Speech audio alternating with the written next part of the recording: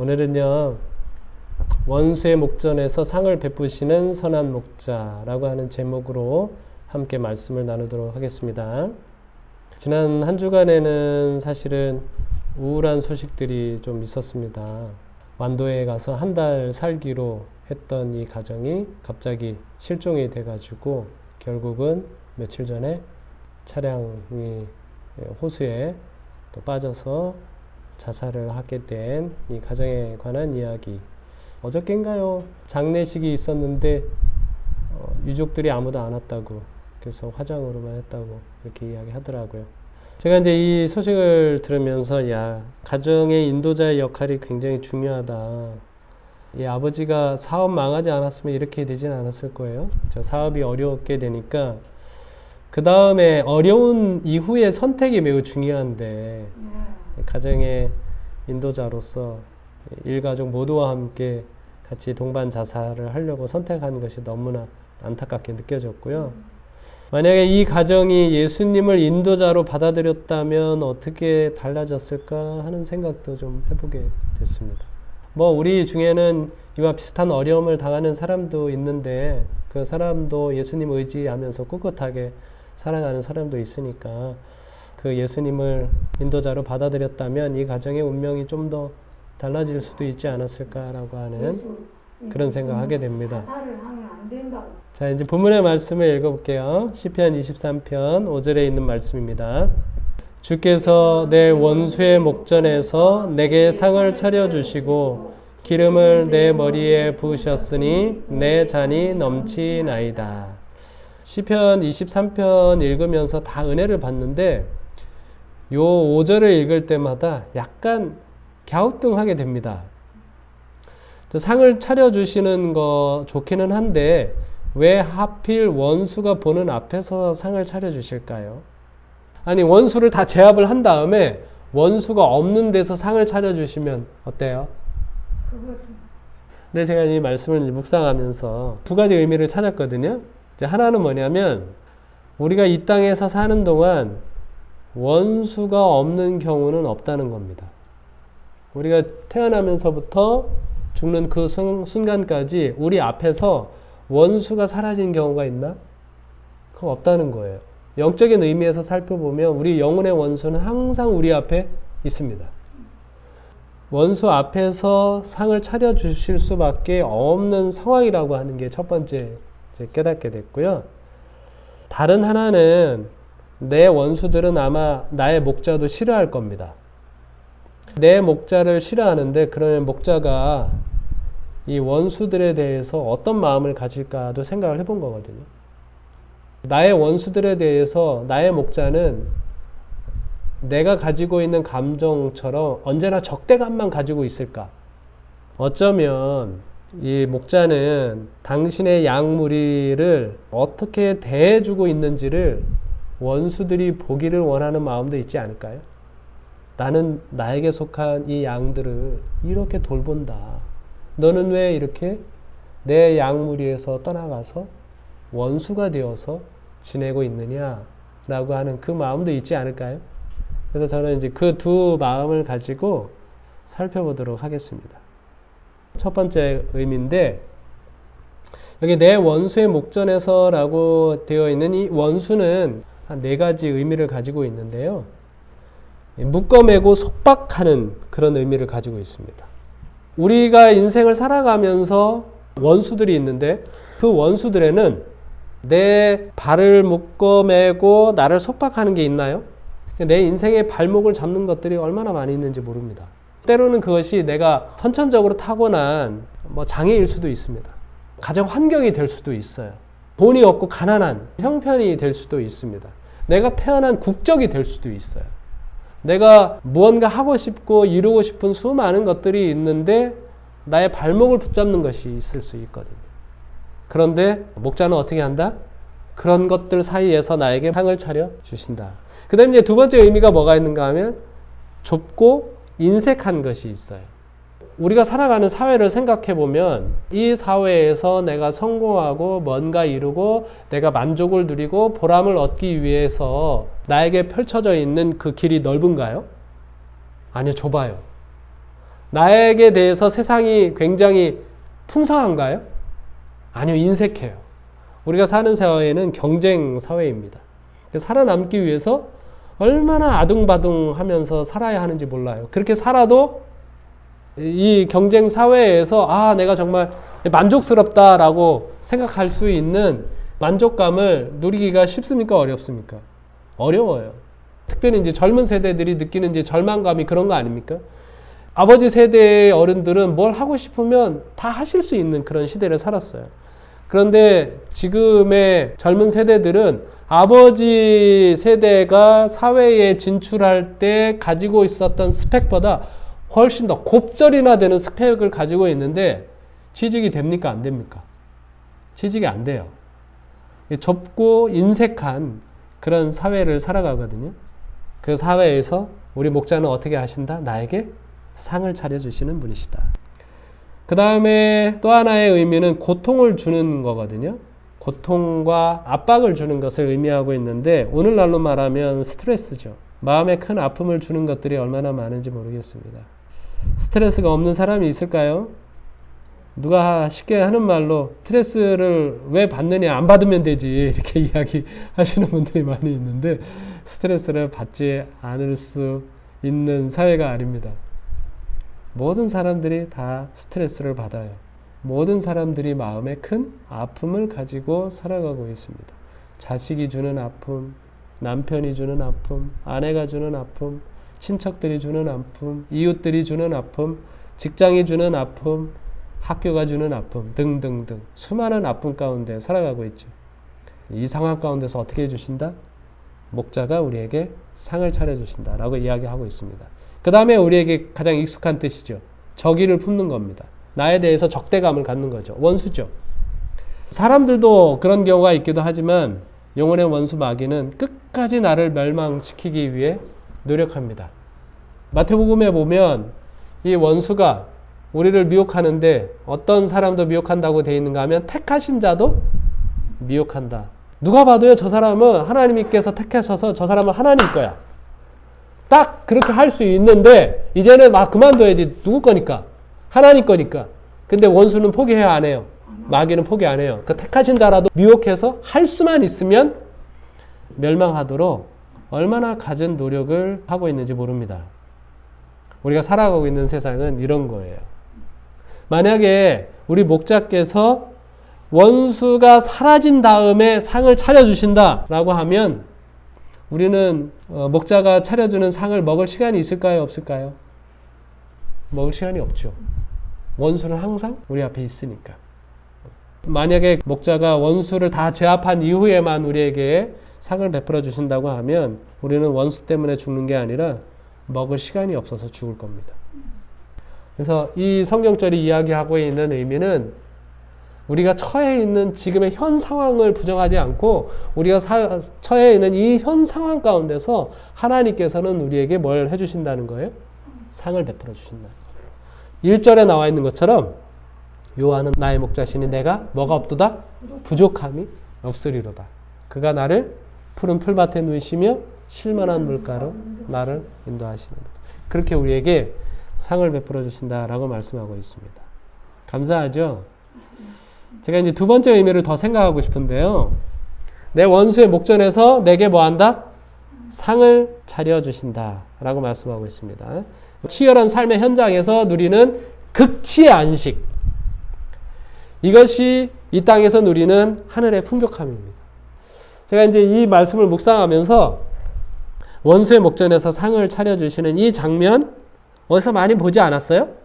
누가복음 15장이 생각이 났습니다. 누가복음 15장 1절로 2절에 보면 모든 세리와 죄인들이 말씀을 들으러 가까이 나오니 바리새인과 서기관들이 수군거려 이르되 이 사람이 죄인을 영접하고 음식을 같이 먹는다 하더라. 이 장면 보면 좀 이상하지 않습니까? 바리새인과 서기관들이 왜 예수님이 누구하고 밥을 먹든 그게 무슨 상관이에요? 왜 밥 먹는 것 가지고도 뭐라고 그래? 아니 세리하고 밥을 먹든 죄인하고 밥을 먹든 창기하고 밥을 먹든 밥 먹는 것 가지고도 이 서기관과 바리새인들이 엄청 뭐라고 하는 모습을 볼 수 있거든요. 왜 이럴까요? 여기 탈무드에 보면 여기 유대인의 세계관이 잘 드러나 있는데 유대인들이 사람을 이렇게 봅니다. 누구만 인간이다? 오직 유대인만이 인간이다. 비유대인이나 유대인을 죽였을 때는 뭐예요? 유죄. 이방인이나 유대인을 죽이면 유죄. 그런데 유대인이 비유대인을 죽였을 때는 무죄예요. 유대인은 이방인을 죽여도 된다, 안 된다? 죽여도 된다는 거. 안 되는데 된다고. 예, 된다고 되어 있어요. 유대인들이 사람을 이렇게 봅니다. 아마 정통 유대인의 사고에는 이런 사고가 있어요. 하나님 믿는 사람들 왜 그렇게? 하나님을 믿고자 하는 이방인들에게 있어서 유대인들이 원수일까요? 친구일까요? 원수죠. 유대인들은 이방인들이 하나님 믿는다고 하면 믿게 하고 싶어요? 안 믿게 하고 싶어요? 안 믿게 하고 싶어요. 이방인들이 하나님을 믿으려면 쉬워요? 어려워요? 아, 유대인들한테 부탁해가지고 제가 하나님 믿고 싶은데요. 이렇게 얘기하면 유대인들, 오, 당신 정말 잘하셨습니다. 자, 우리와 같이 하나님 믿읍시다. 이런 반응이에요? 아니요. 유대인들은 기본적으로 이방인들에 대해서는 사람 취급을 안 하는 거거든요. 이방인들에 대한 이런 생각은 같은 유대인 가운데서 죄인이나 천민에게도 같은 생각을 갖게 되는 것이죠. 그러니까 예수님이 세리와 죄인과 창기들과 더불어 음식을 먹으니까 심사가 어때요? 아주 뒤틀리죠. 자기들은 사람 취급을 하지 않는데 왜 자꾸 예수는 그 사람들하고 같이 밥을 먹느냐, 사람 취급을 하느냐 이렇게 이야기하는 겁니다. 거기에다가 식탁에서 밥을 먹는다? 이 식탁 교제는 첫 번째는 뭐냐면 그 인격적인 만남과 친분의 공동체라고 하는 의미를 가지고 있습니다. 같이 밥을 먹잖아요? 그냥 밥을 먹여주는 차원이 아닙니다. 예를 들어 이런 거죠. 예전에는 이제 동양아치라고 해가지고 집에 와서 국어를 하는 많은 분들이 있습니다. 자, 그러면 우리가 음식을 줄 때 어떻게 하는가 하면 그 사람에게 음식을 덜어가지고 그 사람 깡통에 넣어주면 그 사람이 그 깡통에 있는 음식을 가지고 가서 먹죠. 그렇게 구제 활동을 할 수는 있지만 그냥 깡통에 넣어서 자기가 알아서 먹으라고 할 때는 그 사람을 여전히 뭐로 취급하는가 하면 거지로 취급하는 거예요. 그러나 그 사람을 우리 마루에 앉혀가지고 같이 음식을 먹는다고 하는 것은 당신과 내가 똑같은 인간으로서 서로 존중받는 관계다라고 하는 그런 의미를 가지고 있는 것이죠. 그래서 창세기 31장에 보면 야곱과 라반이 서로 원수처럼 지냈죠. 네가 내 모든 재물들을 다 도둑질해가지고 내 식구들도 다 도둑질해가지고 야반 도주한다 그래가지고 라반이 찾아왔지 않습니까? 라반이 찾아와가지고 죽이려고 한 것이죠. 그런데 그들이 화해한 다음에는 뭐예요? 같이 식탁을 차려서 먹는 겁니다. 그 다음에 열왕기하 25장에 보면 유다의 요호야긴 왕이 바벨론에 포로로 잡혀갔는데 에일 무로닥이 그 포로로 잡혔던 그 요호야긴을 감옥에서 회복해가지고 같이 겸상을 해서 밥을 먹는 일이 나옵니다. 그것은 인격적으로 대접을 한다는 그런 의미가 담겨져 있죠. 그 다음에 두 번째 의미는 뭐냐면 이스라엘 사람들이 유대인들이 누구하고 같이 식탁을 먹는다, 식탁에서 같이 먹는다라고 하는 의미는 당신도 하나님과의 관계고 당신도 하나님께 예배할 수 있는 사람이다라고 하는 의미가 담겨져 있습니다. 우리 함께 뭐 하자? 하나님을 예배하자. 누가복음 그래서 19장 5절 6절에 보면 삭개오가 예수님 지나가는 거 얼굴 한번 보면 소원이 없다 이렇게 생각을 했어요. 근데 예수님이 삭개오 보고 뭐라 그래요? 내려와라. 내가 너희 집에 유하여야 하리라 라고 말씀하셨을 때 삭개오는 그냥 아 예수님이 우리 집에 머무는구나 이것으로 끝나는 게 아니에요. 내가 이제 진정으로 하나님을 예배할 수 있는 그런 사람이 되었구나 라고 하는 그런 큰 감동을 주는 장면인 거거든요. 그 다음 이제 세 번째로는 하나님 나라의 종말론적 잔치를 미리 맛보는 의미가 담겨져 있습니다. 자, 지금 유대인들은 만약 메시아가 와서 이 세상을 통치할 때 우리가 다 뭐한다? 함께 음식을 먹을 것이다. 그것을 바라보는 거예요.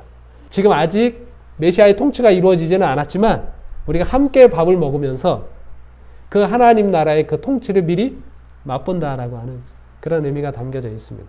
우리가 구원을 얻으면 예언의 신에 보면 그 묘사가 나오잖아요. 우리가 1마일이나 되는 식탁에 다 앉아가지고 음식을 서로 나누는 장면이 나오지 않습니까? 그 의미가 뭐예요? 우리가 하나님 나라의 통치가 이제 시작되었다라고 하는 그런 의미가 담겨져 있거든요.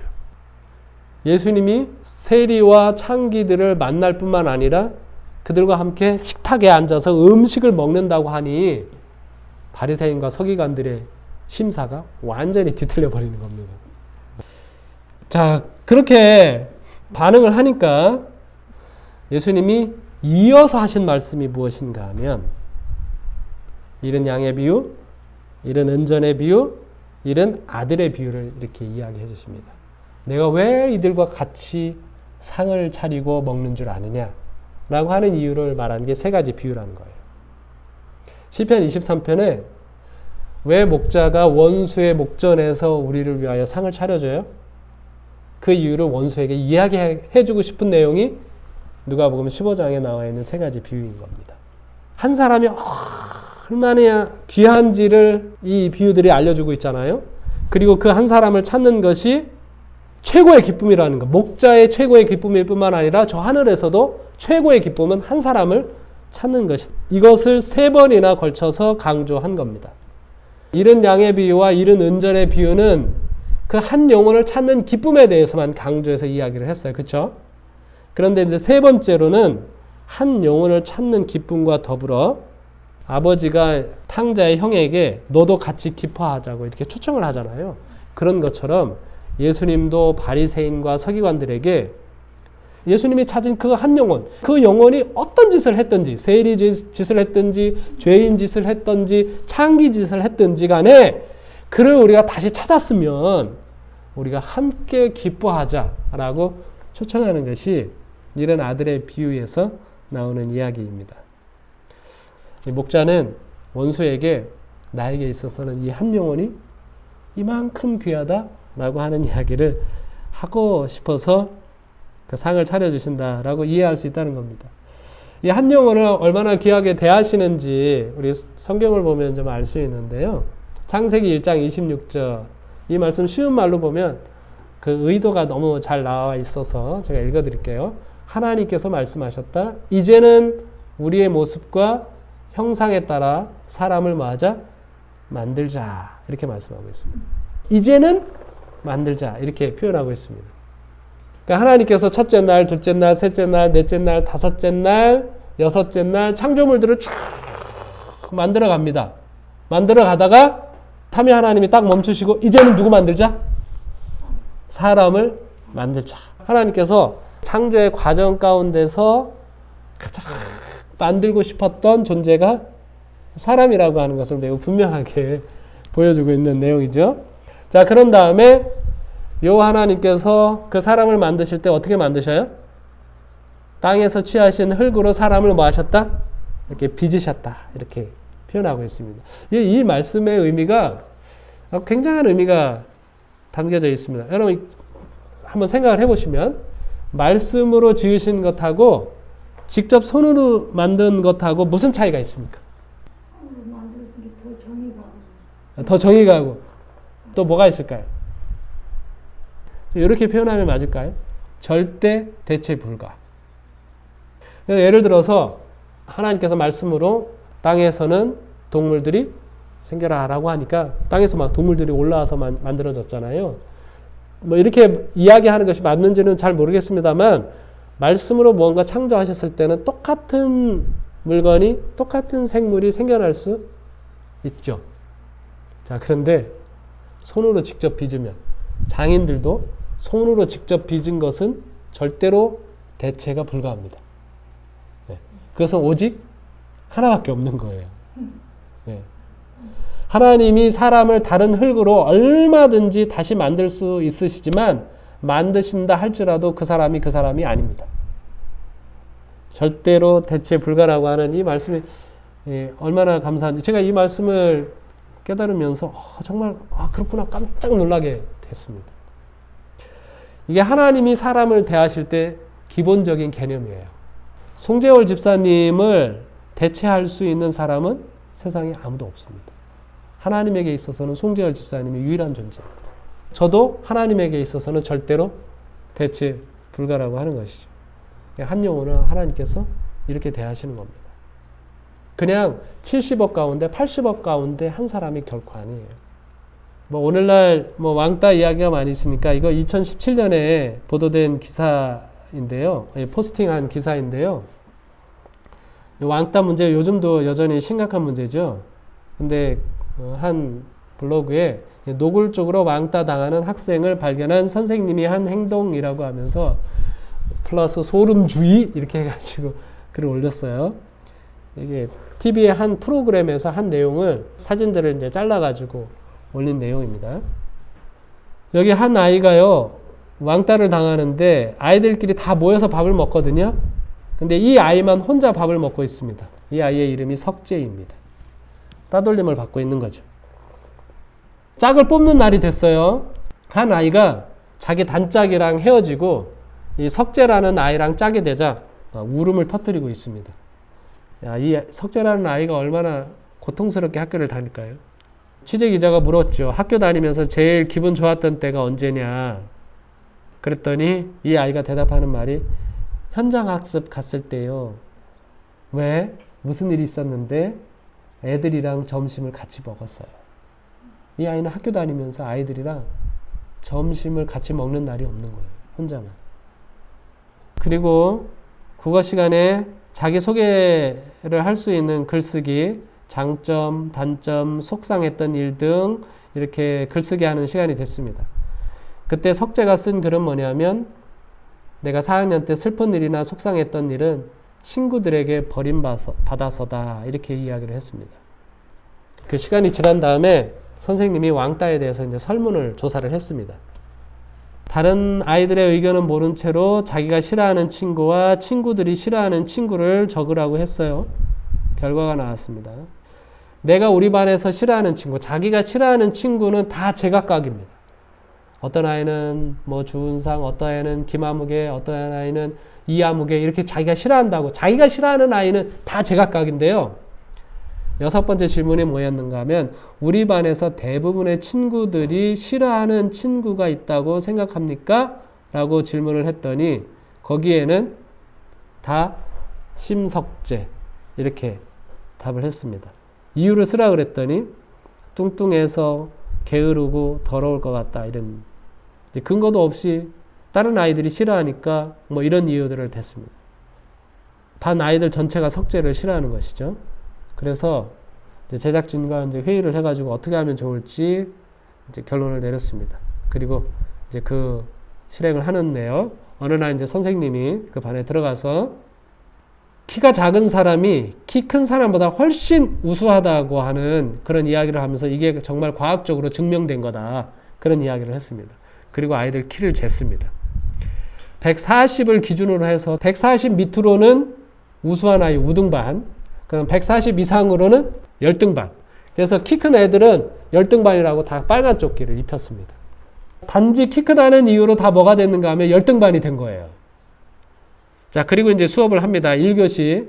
선생님이 애들을 대놓고 차별합니다. 열등반 아이들, 키 큰 아이들이 대답을 하면 아이고 누구나 다 아는 거 뭐 하려고 이야기했냐 이런 식으로 반응을 했고 우수반 아이들 140 밑으로 되어 있는 아이들이 대답을 하면 와 너는 그것도 아냐고 엄청 칭찬을 해줍니다. 아이들이 이제 분위기가 이제 싸해지죠. 점점 열등반 아이들이 이제 시무룩해지기 시작했습니다. 쉬는 시간이 됐어요. 아이들이 다시 키를 쟀습니다. 열등반 아이들이 다 나와가지고 너도 나도 이제 키를 재기 시작을 했는데 내가 왜 140이 넘었느냐 나는 머리카락 때문에 그렇다 막 등등 하면서 나도 실내화 벗으면 나도 140 미치다 이렇게 하면서 자기들 난리가 났습니다. 다음 2교시가 됐어요. 이 선생님이 더욱 강도를 높였습니다. 열등반 아이가 책을 읽으면 선생님이 막 구박을 하고 왜 이렇게 떠듬떠듬 읽느냐 이런 식으로 막 구박을 하고 책을 읽는 아이들이 막 울음보가 터지기 일보 직전이 됐죠. 열등반 아이들이 이제 점점 더 긴장하잖아요. 그러니까 더 실수하죠. 그럼 더 꾸중하죠. 더 실수하죠. 근데 이 중에 꿋꿋한 애가 있습니다. 이 심석재. 선생님이 꾸중하든 아무리 자극을 줘도 별 반응이 없어요. 하도 뭐 해봤으니까. 당해봤으니까. 아이들 중에는 조끼를 벗으면서 이제 반항하는 아이도 생깁니다. 나 이거 싫다고. 난 열등반 아이라고 이제 조끼를 이제 벗어버리고 어떤 아이는 막 울기도 하고요. 급식도요. 급식 시간이 됐는데 키 작은 아이들 먼저 보냅니다. 아이들이 이제 항의를 하기 시작합니다. 야, 키 큰 사람은 희망이 없어? 꿈이 없어? 뭐 꿈을 못 이뤄? 선생님이 막 모범을 보여야지 막 이렇게 하면서 막 항의하기 시작을 했어요. 수업이 끝나고 열등반 아이들 모아놓고 이제 이야기를 했습니다. 자신의 생각을 한번 말해보라고 이야기를 했더니 이제 취재진 앞에 이제 다 아이들이 모여서 이제 얘기하는 거죠.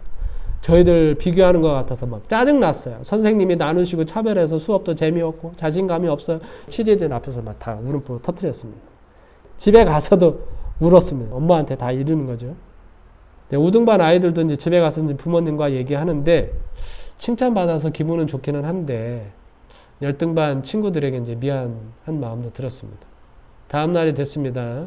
선생님이 아이들한테 자기가 다시 조사를 해보니까 그 키 얘기는 동양인 아닌 서양의 어린이들에게만 해당된다고 하더라. 동양은 거꾸로더라. 라고 이렇게 이야기를 하면서 우열만이 뒤바뀌었습니다.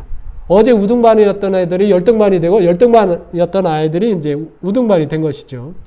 어제 열등반이었던 아이들은 다 막 환호를 하고 어제 우등반이었던 140 이하에 있던 애들은 실망이 이만저만이 아닙니다. 바꿔 입었죠. 다음 미술 시간이 됐습니다.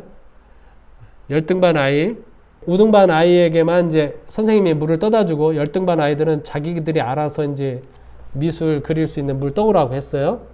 열등반 아이가 그림을 그려가지고 나왔어요. 부엉이 그린 거거든요. 엄청 잘 그렸죠.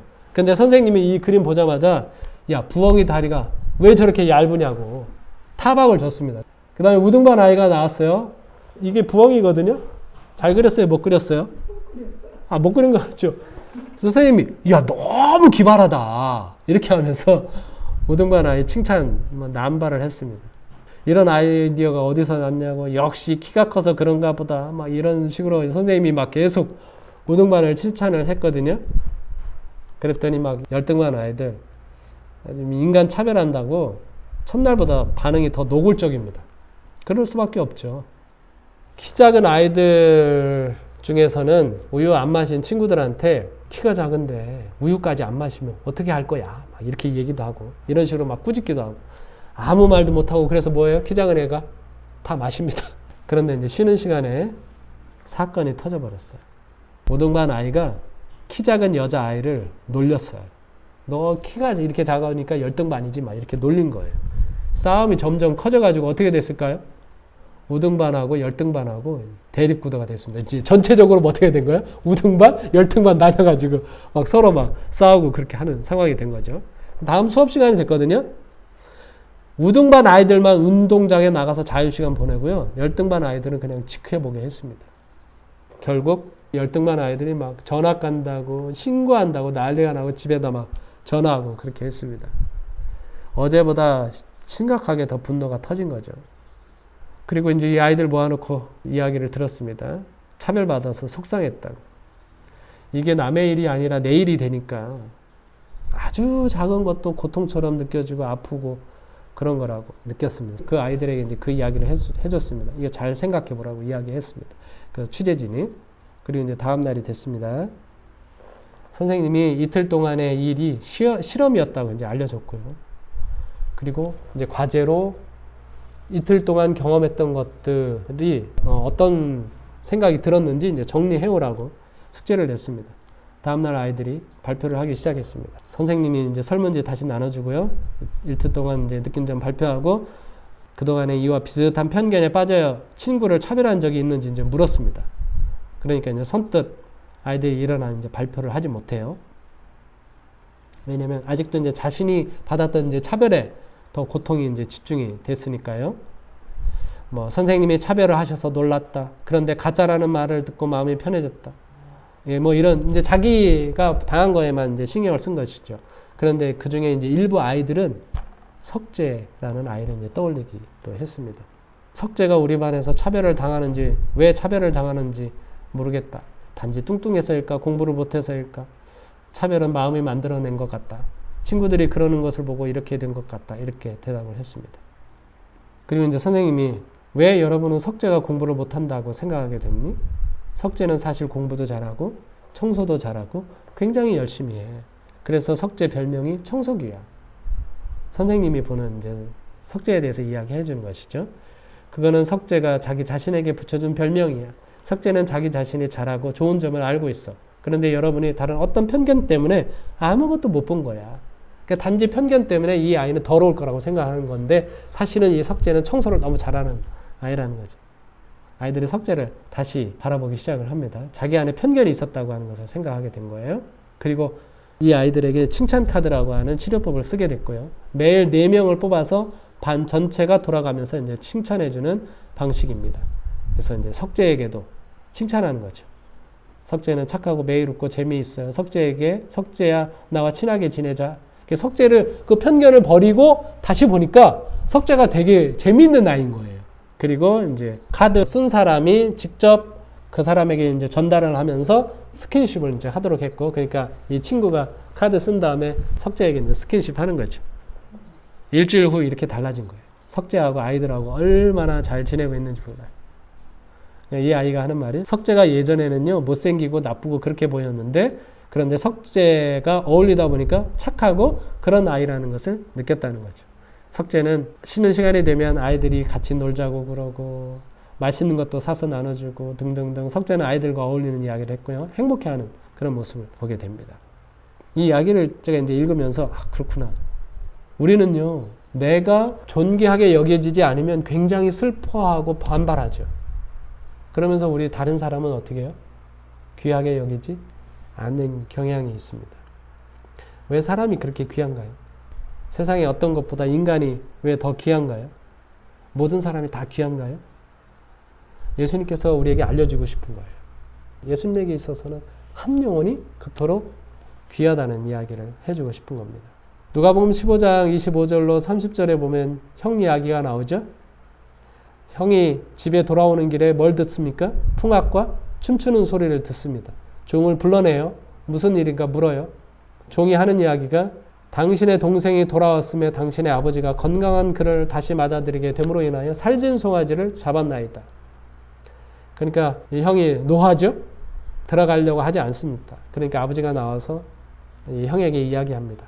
아버지의 살림을 청년들과 함께 삼켜버린 이 아들이 돌아오며 이를 위하여 살진 송아지를 잡으셨나이다 라고 하면서 아버지에게 그 불만을 이야기합니다. 형의 불만이 무엇인지 아십니까? 어떻게 저렇게 쓰레기 같은 녀석을 아버지는 자기보다 더 잘 대해주십니까? 이런 불만이죠. 그러니까 아버지에게 돌아오는 탕자에게 있어서 최대의 원수는 누굴까요? 형입니다. 물론 탕자가 형을 원수처럼 생각하지는 않았겠죠. 그러나 탕자가 모르는 사이에 이 형은 탕자에게 원수 노릇을 하고 있는 겁니다. 뭐 하지 못하도록?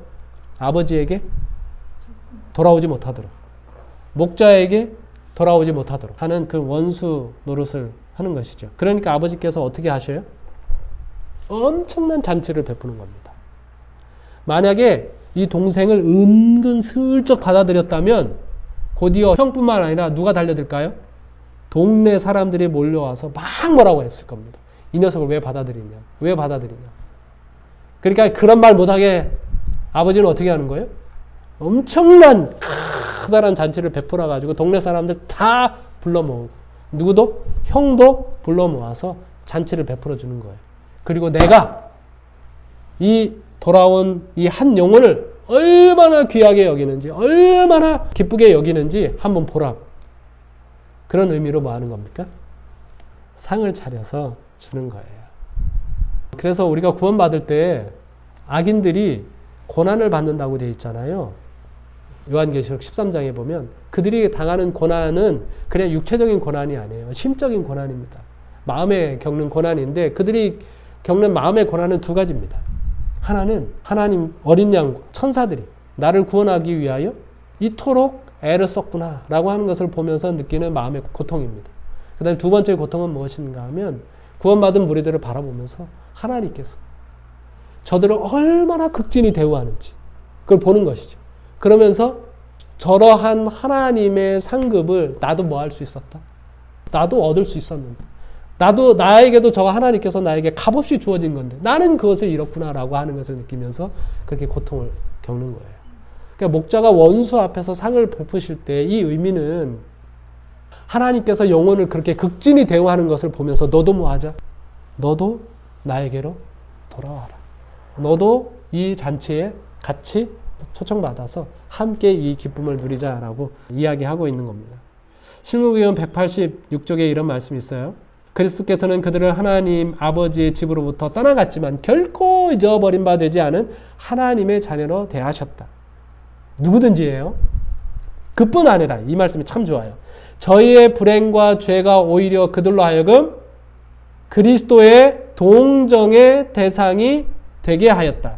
그들이 아버지로부터 멀리 떠나 있으면 있을수록 그들을 구원하고자 하는 열망은 더욱 간절했고 그분의 희생은 더욱 컸다.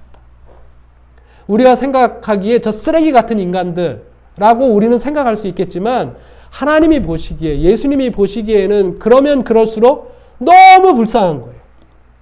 그를 구원하고자 하시는 그분의 마음은 더욱 간절해지는 겁니다. 그분의 열망은 더욱 커지는 거죠. 이게 우리 목자의 마음입니다. 시대소망 440쪽에도 좋지 못한 품성의 특성을 가진 두려워하는 영혼들은 특별히 천사의 보호를 받는다. 그러니까 나쁜 놈들은 더 천사의 보호를 받는다는 거예요. 이유는 뭐냐? 천사들은 언제나 자기들을 가장 필요로 하는 곳에 있다. 그들은 자아에 맞서 치열한 투쟁을 하며 매우 절망적인 환경에 처한 자들과 함께 있다. 그리고 이 봉사에 그리스도의 참된 제자들은 협력할 것이다. 천사들은 뭐냐면 성격이 나쁘면 나쁠수록 그 사람 더 가까이 있어요. 왜냐하면 그들의 그 천사의 도움이 필요하니까. 정말 우리가 예수님의 제자라면 그 천사의 노력에 우리도 뭐 한다는 거예요? 같이 협력하게 될 것이다 라고 말씀하고 있는 겁니다. 이 원소의 목전에서 상을 차려주신다고 하는 말씀 속에 이러한 하나님의 놀라운 사랑이 담겨져 있습니다. 내 마음속의 울림이라고 하는 책, 이창현이라고 하는 분이 지은 책인데요. 여기에 보면 참 흥미로운 이야기가 기록이 되어 있습니다. 브라운관 TV가 고물상에 있으면 고물, 백남준에게 있으면 보물, 마이클 조던은 야구계에 있을 땐 고물, 농구계에 있을 때는 보물, 고물과 보물은 위치에 따라 달라진다. 당신은 어디에 있을 때 보물인가? 근데 너무나 감사한 것은 뭐냐면 우리가 마이클 조던이 야구계에 있으면 뭐예요? 고물이죠. 그의 쓰임새는 고물처럼 쓰여지는 겁니다. 그러나 하나님의 마음에는 여전히 그는 뭐예요? 보물인 거예요. 우리가 고물과 같은 인생을 살고 있어도 하나님의 마음 가운데는 여전히 우리는 보물로서 존재하고 있어요. 제가 이 글을 읽으면서 또 하나의 생각을 하게 되네요. 우리 세상에 인정받지 못하는 많은 사람들. 우리에게 오면 그 사람은 어떤 사람일까요? 그 사람은 쓰레기인가요, 여전히? 우리도 그렇게 볼 수 있는 사람이 되면 좋겠다라고 하는 생각을 하게 됩니다. 그래서 우리 마음 가운데 예수님의 마음이 담겨져 있어서 우리도 사람을 그렇게 귀하게 보고 그러한 사람을 귀하게 보시는 하나님께 우리도 바쳐진 바 될 뿐만 아니라 우리 주변에 있는 사람들도 우리의 원수 같은 사람들이라고 할지라도 우리 목자께서 차려주신 상에 다 같이 앉아서 하나님의 그 기쁨을 함께 누릴 수 있게 되는 그런 기도가 우리의 기도가 되기를 바라면서 말씀을 마치겠습니다.